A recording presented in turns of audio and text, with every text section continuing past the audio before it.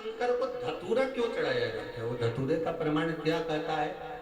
तो शिव महापुराण की कथा में रुद्र संहिता के अंतर्गत महाराज अगर आप पढ़ेंगे तो उसमें व्याख्यान वर्णन मिलेगा कि मनुष्य के जीवन में प्रतिदिन असत्य बोलने में आता है।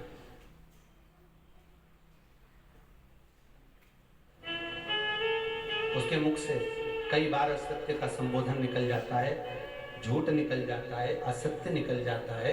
तो हमारे यहाँ शास्त्र कहता है सबसे पहला धतूरा भगवान शंकर को अगर किसी ने समर्पित करा था तो ब्रह्मदेव ने करा था। और उसका भी प्रमाण है कि हर चीज का प्रमाण होना चाहिए। देखो कि आखिर भगवान के मंदिर के पीछे क्यों नहीं प्रणाम करते, तो उसका भी प्रमाण होना चाहिए। कि कोई आपसे पूछे तो आप बता तो सकते हो, केवल कथा के माध्यम से नहीं, आप उसको बता सकते हो कि ये कारण है।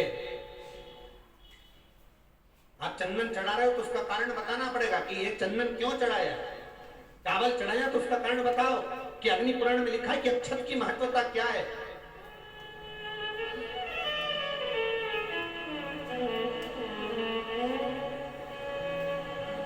बेलपत्री चढ़ा रहे हो तो शिवलिंग का प्रमाण वर्णन करना पड़ेगा, लिंग पुराण को उठाकर बोलना पड़ेगा कि ये पार्वती का प्रतिबिंब है, ललिता जी का प्रतिबिंब है, सती का प्रतिबिंब है।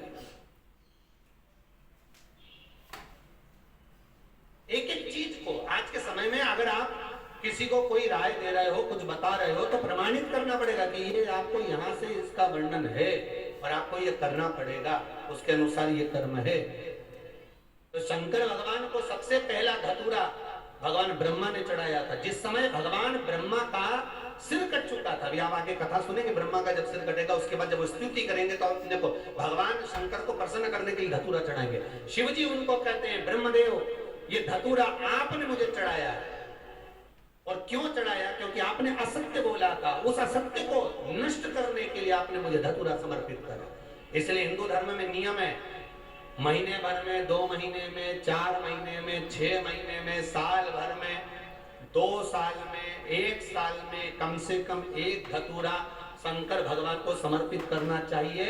जिस दिन धतूरा समर्पित करो उसके पहले जितना समय निकला उसमें आपने अगर झूठ बोल भी दिया हो तो भगवान शंकर उसको नष्ट कर दे, इसीलिए उस धतूरे का समर्पण होता है।